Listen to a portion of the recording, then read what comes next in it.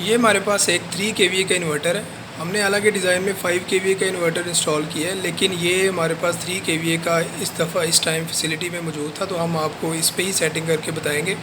लेकिन साथ साथ हम आपको 5 kVA की रेटिंग्स भी बताते जाएंगे, जो आप अगर 5 kVA यूज़ करें तो उसमें भी आप पैरामीटर्स फीड कर सकते हैं। इस वीडियो में हम आपको इंशाल्लाह पैरामीटर्स जितने भी ज़रूरी होते हैं हाइब्रिड इन्वर्टर के लिए, वो सारे के सारे फ़ीड करने का तरीका बताएंगे और उनकी वैल्यू भी साथ साथ आपसे फ़ीड करवाएंगे। आप देख सकते हैं कि इस इन्वर्टर में आपको 4 बटन नज़र आ रहे हैं। सबसे पहला बटन एंटर का है, फिर डाउन का, फिर अप का, और ये एस्केप का बटन है जिससे हम लोग मेन मेन्यू में वापस आते हैं। अगर आपने पैरामीटर्स को इसमें फ़ीड करना है इन्वर्टर में, तो आप एंटर के बटन को उतनी देर तक प्रेस करके रखेंगे जब तक आपका मेन्यू आपके सामने नहीं आ जाता। ये पैरामीटर 00 शो हो रहा है। आप डाउन के बटन से इसको 1 पे ले जा सकते हैं।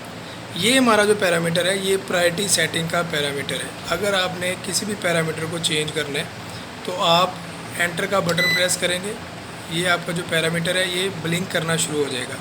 अब आप देखें अप या डाउन के बटन से इसमें यूटिलिटी 1 का ऑप्शन आ रहा है, यानी कि अगर आप सिर्फ अपनी वापडा यूज़ करना चाह रहे हैं इस इन्वर्टर के थ्रू तो आप UT1 सेट करेंगे। अगर आप सिर्फ सोलर यूज़ करना चाह रहे हैं तो आप SOL सेलेक्ट करेंगे।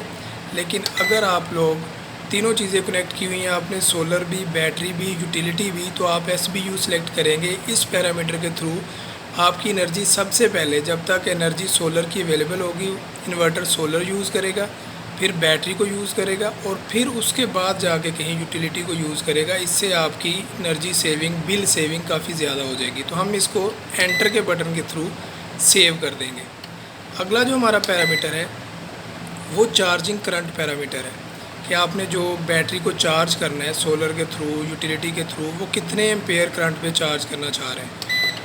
इसमें 3 kVA में जो सेटिंग दी होती है वो 60 एम्पेयर से 70 एम्पेयर तक सेटिंग दी होती है, लेकिन 5 kVA के केस में ये 80 एम्पेयर, 100 एम्पेयर तक भी जाती है। हम इसको अपने 20 एम्पेयर पे सेट करेंगे ताकि हमारे 3 kVA के केस पे जो बैटरी वोल्टेज बन रहे हैं वो आपको अटेन हो जाए। इसके बाद हमारा जो अगला पैरामीटर है वो 3 नंबर पैरामीटर है वोल्टेज रेंज का। आप जो इनपुट पे वोल्टेज अप्लाई कर रहे होते हैं वापडा के, उसकी वोल्टेज रेंज कितनी एक्सेप्टेबल होगी इन्वर्टर को, वो इस पैरामीटर से हम लोग डिसाइड करते हैं। अगर आप लोग APL सेलेक्ट करते हैं, ये अप्लाइंसेस का ऑप्शन होता है, इसमें अगर आप लोग 90 से 280 तक भी वोल्टेज दे रहे हैं तो इन्वर्टर एक्सेप्ट करेगा। लेकिन अगर आप लोग UPS को सिलेक्ट करते हैं तो अगर आपके वोल्टेज 170 से 280 की रेंज में होंगे फिर ये इन्वर्टर वोल्टेज को एक्सेप्ट करेगा, अदरवाइज़ ये वापडा को एक्सेप्ट नहीं करेगा। तो हमारे वोल्टेज कई दफ़ा वापडा के केस में कम भी हो सकते हैं, तो इसलिए हम लोग APL यानी 90 से 280 वोल्टेज की रेंज को सिलेक्ट कर लेते हैं। इससे अगला जो हमारा पैरामीटर है वो है बैटरी टाइप का। ठीक है, यानी कि आपकी 2 से 3 किस्म की बैटरीज़ होती हैं जो रूटीन में यूज़ हो रही होती हैं। उनकी बेसिक जो टाइप्स हैं 2, वो ड्राई बैटरीज़ हैं और फ्लडेड बैटरीज़ हैं। अगर आप लोग ड्राई बैटरी को यूज़ कर रहे हैं तो आप AGN को सिलेक्ट करेंगे। अगर आप लिक्विड बैटरी या फ्लडेड बैटरी यूज़ कर रहे हैं तो आप FLD को सिलेक्ट करेंगे। लेकिन अगर आपको ये पता ही नहीं है कि आपकी बैटरी की टाइप कौन सी है तो आप यूज़र डिफाइंड फंक्शन यानी कि USE को सिलेक्ट कर लेंगे। लेकिन हम इस केस में अपनी ड्राई बैटरी यूज़ कर रहे हैं, इसलिए हम लोग AGN को सिलेक्ट कर देंगे। अगला जो आपका पैरामीटर है वो आपका फॉल्ट के बाद रीस्टार्ट होने का पैरामीटर है। यानी कि अगर 6 नंबर का पैरामीटर है, ये आपको ये बताएगा कि अगर आपका फॉल्ट आता है ओवर वोल्टेज का तो आप इन्वर्टर को रीस्टार्ट करना चाहते हैं या नहीं।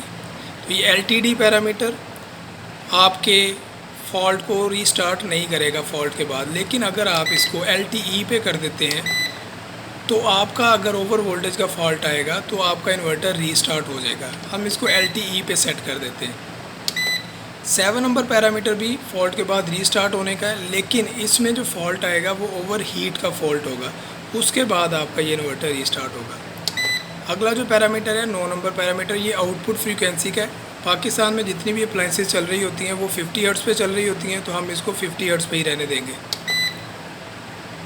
इसके बाद जो 11 नंबर पैरामीटर है वो यूटिलिटी चार्जिंग करंट का पैरामीटर है कि आप अगर बैटरीज़ को यूटिलिटी के थ्रू चार्ज करना चाह रहे हैं तो आपकी जो सेटिंग होगी वो 15 एम्पेयर और 25 एम्पेयर होगी 3 kVA के केस में, और 5 kVA के केस में ये 60 एम्पेयर तक जाएगी। आप इसको 5 kVA के केस में 60 एम्पेयर तक भी रख सकते हैं, 40 एम्पेयर तक भी रख सकते हैं।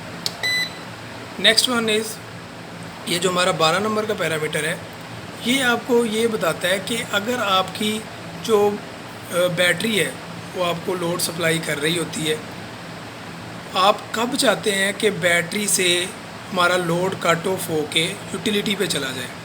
ये उस केस में होगा जब आपकी यूटिलिटी मौजूद है, ठीक है, यानी कि आपको यूटिलिटी भी मौजूद है, आपकी बैटरी की कैपेसिटी भी मौजूद है, फिर आप कितने वोल्टेज उसको पे करना, वोल्टेज लेना चाह रहे हैं। ये हमारा मेन मेन्यू में वापस आ गया। इसकी वजह ये होती है कि अगर आप लोग किसी भी पैरामीटर पे ज़्यादा देर तक टाइम स्पेंड करेंगे तो ये वापस आ जाएगा। दोबारा अपने मेन्यू में जाने के लिए, उसी पॉइंट पे जाने के लिए हम एंटर के बटन को दोबारा से प्रेस करके रखेंगे और अपने डाउन के बटन से हम लोग 12 नंबर मेन्यू में चले जाएंगे।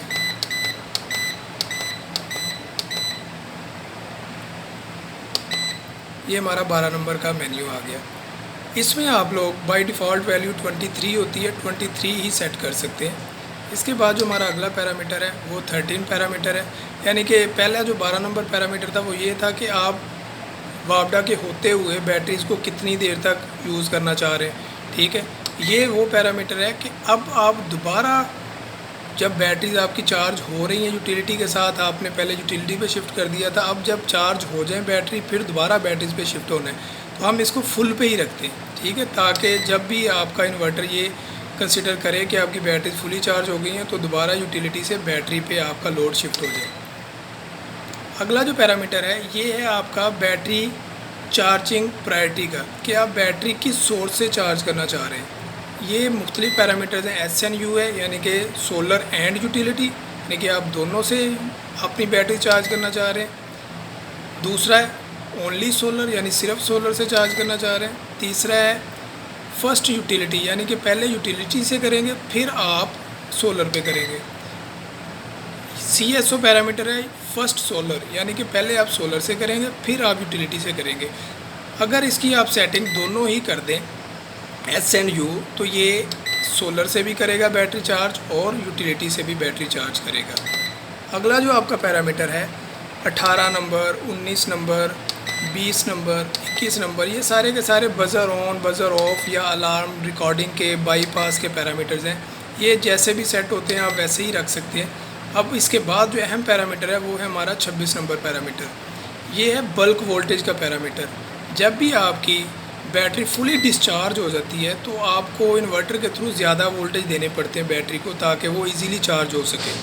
तो ये जो बाई डिफ़ॉल्ट वोल्ट होते हैं वो 28.2 होते हैं। 5 kV के केस में ये 56.4 तक जाते हैं। तो आप जो बाई डिफ़ॉल्ट होते हैं मैक्सिमम वोल्टेज वही सेट कर सकते हैं एंटर के थ्रू। अगला जो हमारा पॉइंट है 27, वो है फ्लोटिंग चार्जिंग वोल्टेज। ये उस केस में होता है यानी कि आपकी बैटरी और वापडा दोनों मौजूद हैं, आपका लोड बैटरीज़ पे शिफ्ट हो चुका है, ठीक है, बैटरी आपकी सप्लाई भी कर रही है लोड को और साथ साथ चार्ज भी हो रही है। तो जो आपके उस टाइम पे वोल्टेजेस आप बैटरी को चार्ज करने के लिए दे रहे होंगे वो फ्लोटिंग चार्जिंग वोल्टेज होंगे। वो 27 पे ही हम लोग रख सकते हैं जो आपके दिए हुए हैं। ये आपके 5 kVA के केस में 54 तक भी जाते हैं, तो आप 5 kVA के केस में इसको 54 पे भी सेट कर सकते हैं। हम अपने दोबारा उसी मेन्यू में वापस जाते हैं क्योंकि टाइम ज़्यादा लगने की वजह से वो वापस मेन मेन्यू में चला गया था।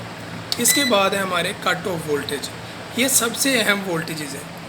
ये डिपेंड करते हैं आपके बैकअप टाइम पे, यानी कि आप जितना भी बैकअप लेना चाह रहे होते हैं बैटरी से, ये वोल्टेजेस उसको डिफ़ाइन करते हैं। अगर आप इसको मिनिमम रखेंगे तो आपका बैकअप बढ़ता जाएगा। तो 3 kVA के केस में ये 21 मिनिमम होते हैं और आपके 5 kV के केस में ये 42 मिनिमम होते हैं। अगर आप लोग इसको 21 पे ही रखेंगे तो आपका जो बैकअप टाइम है वो इंक्रीज़ हो जाएगा, बढ़ जाएगा। अगर आप इसको 23 या 24 कर देंगे तो आपका बैकअप टाइम जो है वो कम हो जाएगा, क्योंकि 24 वोल्ट से 23 में आने में, डिस्चार्ज होने में बहुत कम टाइम लगता है। तो बेसिक इसकी रीज़न यही होती है किसी भी घर में बैटरी से बैकअप कम लेने की कि वो लोग इस वोल्टेज की रेंज को 23-22 कर देते हैं, लेकिन अगर आप ज़्यादा बैकअप लेना चाहते हैं तो आप इसको 21 पे सेट करते हैं। आई होप कि आपको लेक्चर समझ आ गया होगा। अगर कोई क्वेश्चन हो इसके रिलेटेड तो आप हमें कमेंट्स में पूछ सकते हैं या ईमेल के थ्रू पूछ सकते हैं। इसके अलावा और भी बहुत सारे पैरामीटर्स होते हैं इन्वर्टर के, लेकिन वो इतने ज़्यादा ज़रूरी नहीं है। ये चार्जिंग के लिए बहुत अहम पैरामीटर्स थे जो हमने आपको बताए। अंटिल द नेक्स्ट लेक्चर, अल्लाह हाफिज़।